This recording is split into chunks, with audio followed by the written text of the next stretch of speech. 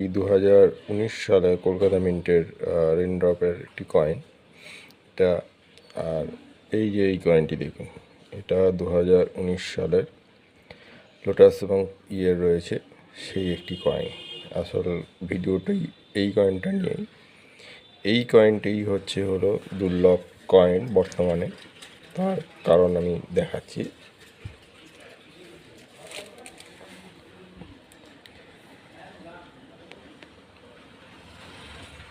দেখুন, এই যেই কয়েনটি আছে নিকল ব্রাস, ঠিক আছে, এই কয়েনটি 2019 সাল আছে, টু বি কনফার্মড, মানে এখনও দাম নির্ধারণ করা যায়নি, কারণ এটি কত পরিমাণে ছাপা হয়েছে বা না হয়েছে কি সেটা এখনও জানা যায়নি।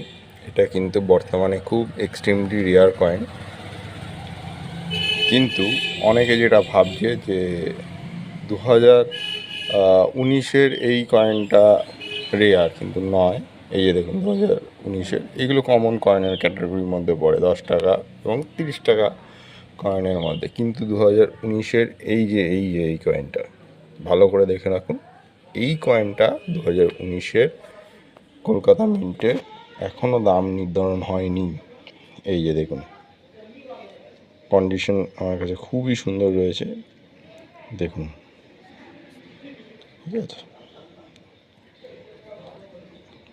কতগুলো রয়েছে। আমি এটা রিসেন্টলি পেলাম, তাই আপনাদের কাছে ভিডিও এবং তথ্য নিয়ে আসলাম। অনেকে কী করছে, অনেকে ভাবছে এই 2019-এর এই রেনড্রপ যে কলকাতা মিন্টের কয়েনটি আছে এইটি রেয়ার কয়েন, তো না।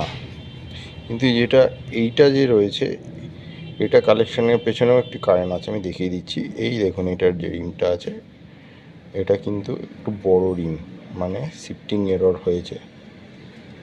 এই পাশেও সেম, ঠিক আছে, এই দেখুন শিফটিং এরর।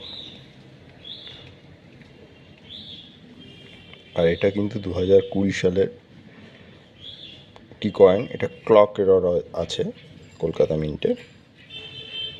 এই যে দেখুন, এটা একটু সামান্য 11 o'clock আছে, এবং নিকেল ব্রাশের মধ্যে এটার যে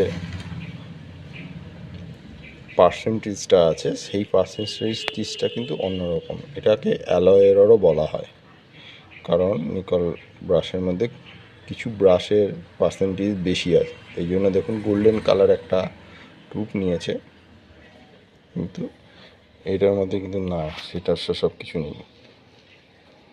যাই হোক, আমি এটা এখন